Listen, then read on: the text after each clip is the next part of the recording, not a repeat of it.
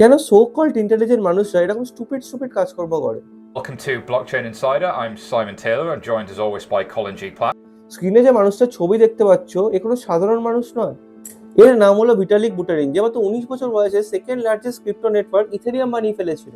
Vitalik Buterin has been called as world's youngest crypto billionaire, one of the most powerful man in this decentralized technology. কিন্তু যখন লোকেদের মাঝখানে থাকে তখন কিছুটা অদ্ভুত ব্যবহার করে। Favorite pickup line? What? On a single call, but I think target it to two. I think obviously if multiple people are in the same room for connection, I think that's perfectly great. You know, if you can find a way to like splice it in on your connection.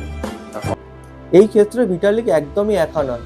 Elon মাস্ককে দেখো, ফাংশনের মধ্যে software update করছে। Mark জুকারবার্গকেও অনেকে রোবটই বলে থাকে। Even আপনি আপনার school, college, অফিসেও এমন লোক ডেফিনেটলি নোটিস করেছেন যারা খুবই ইন্টেলিজেন্ট বাট সোশ্যালি খুবই অকওয়ার্ড। এটা কোনো ইত্তেফাক নয়। নেচারের একটা সিক্রেট কোড আছে যে আপনার মস্তিষ্ক আর পার্সোনালিটির মধ্যেকার ওয়ারিং এর সম্পর্কে অনেক কিছু বলে দেয়। কিন্তু এখান থেকে স্টোরি আরো ডেঞ্জারাস হয়ে যায়। কারণ ইন্টেলিজেন্স শুধু একটা গিফট নয়, এটা একটা দুধারী ছুরি। এটা একটা নিজের ওপর পয়েন্টেড করা বন্দুক যে যখন তখন আপনার উপর ফাটতে পারে। আর হিস্ট্রি অনেকবার এই জিনিসটাকে রিপিট করেছে। যেমন স্টিভ জবসের এক্সাম্পলটাই ধরুন। হি ওয়াজ অ্যান আর্টিস্টিক জিনিয়াস, যার জন্য অ্যাপেলের ফোন সবার হাতে আছে। কিন্তু আপনি কি জানেন তিনি নিজের ক্যান্সারের ট্রিটমেন্টের জন্য ঠিক কি করেছিলেন? Acupuncture and fruit diet. ডক্টরসের বারবার ওয়ার্ন করা সত্ত্বেও তিনি শোনেননি। And at the end Steve Jobs died directly as a result of pancreatic cancer. His first reaction was to deal with it with some alternative methods rather than surgery. But নিজের শেষ জীবনে এসে তিনি বুঝতে পারেন তিনি কি ভুল করেছেন। এভাবে একজন বিশাল বড় জিনিয়াসের মৃত্যু এটা রিগ্রেটের সাথে হয়। এটাকে আপনি ইন্টেলিজেন্স বলবেন নাকি ইগো বলবেন নাকি কিছু ইনোভেট করার ইচ্ছা বলবেন, আপনার ইচ্ছা। আরেকটা এক্সাম্পল দেখি। 17 জুন 1952 প্যাসাডিনার এক ল্যাবে ভয়ঙ্কর বিস্ফোরণ হয়। এই বিস্ফোরণের পিছনে লুকিয়েছিল এক অদ্ভুত রহস্য। 1952 সালে নাসার সবচেয়ে কেপেবল ইঞ্জিনিয়ার জ্যাক পারসন্স, যাকে ছাড়া নাসা কখনো চাঁদে পৌঁছতেই পারত না, তিনি নিজের ইঞ্জিনস এন্ড ইকুয়েশনের পেছনে এক অদ্ভুত সত্য লুকিয়ে রেখেছিলেন। দিনে সে রকেট বানাতো যাতে মানুষ আকাশে পৌঁছতে পারে, আর রাতে সেই আকাশ থেকেই কাউকে ডাকার চেষ্টা করত। খুব অদ্ভুত না? লোকে বলে সেটা ধর্মের রানী, পাপের দেবী বেবেলন।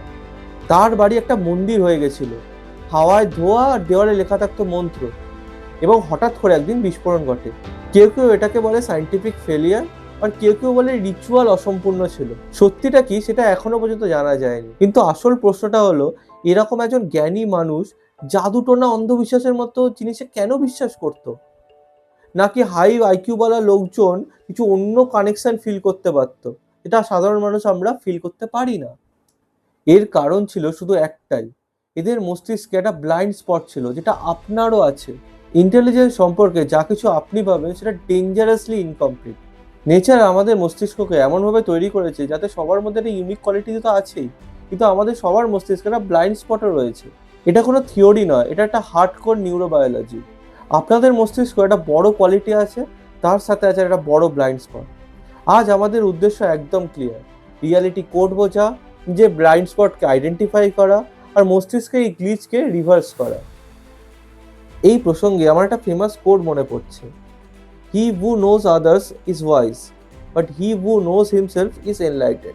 এই এনলাইটেড মস্তিষ্ক সবার কাছে আছে, আর যে এটাকে সঠিকভাবে ইউজ করতে পারে ইতিহাস তাকে মনে রাখে, নাহলে সে নীরবতায় হারিয়ে যায়। Okay, now let's decode the code of reality. চলো 2 বিলিয়ন বছর আগে জঙ্গলের অন্ধকারে ফিরে যাওয়া যাক, যেখানে রাতগুলো ছিল লম্বা আর চারিদিকে ছিল মৃত্যুর ভয়। 50 জনের ট্রাইব, আর মাথায় ছিল একটাই চিন্তা, আজ বেঁচে থাকতে হবে। এই গোল অ্যাচিভ করার জন্য নেচার তাদের মস্তিষ্কের পাওয়ারফুল সফটওয়্যার ইনস্টল করেছিল। ফিয়ার, ভয় সবসময় আমাদের অ্যালার্ট রাখে, রেস্টলেস করে দেয়, রাতের ঘুম কেড়ে নেয়, ভাবতে বাধ্য করে এবং প্রেডিক্ট করতেও বাধ্য করে। ফিয়ার নেচারের সেই প্রেশার কুকার ছিল যা আমাদের পূর্বপুরুষদের মস্তিষ্ককে বাধ্য করেছিল different behaviour and role develop করতে। আজও ভয় একটা বিশাল বড় পাওয়ারফুল ইমোশন, তাই না? একটা অ্যাক্সিডেন্টের একটা সেকেন্ড যতটা ইম্প্যাক্ট দেয় একটা 2 ঘন্টা মোটিভেশনাল স্পিচ ততটা দেয় না। এবার ভাবো, একটা মানুষ 24 ঘন্টা ভয় রয়েছে, তার ব্রেন ঠিক কি বিহেভ করবে? এবং তাই হিউম্যান ব্রেন 4টে আলাদাভাবে ইভলভ করতে শুরু করে। প্রথম ক্যাটাগরি হলো যারা অবজার্ভ করে pattern, logic and different technical understanding, যেমন Newton, Galileo, Ramanujan. Second category হলো social brains, futures politician, actors, যারা অ্যালায়েন্সে চলতে পছন্দ করে। থার্ড ক্যাটাগরি হলো এক্সপ্লোরার, যারা রিস্ক নিতে পছন্দ করে, নতুন কিছু এক্সপ্লোর করতে প্রতিদিন পছন্দ করে। আর নাম্বার 4, স্টেবিলাইজার, যে একটা সিস্টেম ডিসিপ্লিন ফলো করতে পছন্দ করে। কিন্তু সমস্যা হলো নেচার এগুলোকে সবার মধ্যে একসাথে দেয়নি, কারোর একটা বেশি আর একটা কম। এটা এক প্রকার কগনিটিভ ট্রেড অফ, অ্যান্ড এটাই হলো ব্লাইন্ড স্পট নাম্বার 1। যে সোশ্যালি খুব স্ট্রং সে টেকনিক্যালি উইক, এবং যে টেকনিক্যালি খুব স্ট্রং সে socially awkward. This is the game of systemizing the brain and mentalizing the brain. অন্যভাবে বলা যায়, কেউ রিস্ক নিতে ভালোবাসে, কেউ স্টেবিলিটি পছন্দ করে। তো রং এনভায়রনমেন্টে এটা একটা লায়াবিলিটি হয়ে যায়, অ্যান্ড পজিটিভ এনভায়রনমেন্টে এটা একটা ওয়েপন হয়ে যায়। তাই অনেক জিনিয়াসকে চাইল্ডহুডের লোকে স্টুপিড বলে।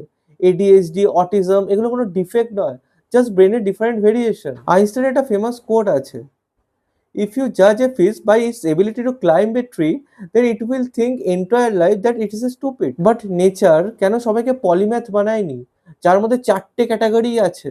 এর দুটোর বড় রিজন আছে। কারণ ব্রেন আমাদের শরীরের 20% এনার্জি ইউজ করে। আর নাম্বার 2, এভলিউশন নিডস ভ্যারাইটি। সবাই যদি এক্সপ্লোরার হয় তাহলে সবাই মারা যাবে, আর সবাই যদি স্টেবিলাইজার হয় তাহলে নতুন কিছু কেউ এক্সপ্লোরই করবে না। তাই আমাদের জীবনে নিউরো ডাইভার্জেন্স বড্ড দরকার। সবাই কন্টেন্ট ক্রিয়েটার হতে পারে না, সবাই ডেটা সায়েন্টিস্ট হতে পারে না, সবাই ব্রিলিয়ান্ট স্টুডেন্ট হতে পারে না। সবার জীবনে কিছু না কিছু ডিফারেন্ট রোল আছে। তো আমার শেষ প্রশ্ন, তুমি কে? Explorer, technical, social, stabilizer? তোমার রোল কি? যদি তুমি ভেবে দেখো ইন্টেলিজেন্সই তোমাকে সাকসেস দেবে, তাহলে তুমি খুব বড় ভুল করছো। Intelligence just a magnifier, real control button কিন্তু অন্য কিছু। আর এটাই ডিসাইড করবে তুমি লাইফে জিতবে নাকি সারা জীবন ডিপ্রেশনে থাকবে। ভিডিওটি এতক্ষণ দেখে থাকলে ভিডিওটি লাইক করো, চ্যানেলটাকে ফলো করো, অ্যান্ড কমেন্টে জানাও তোমার কি মতামত।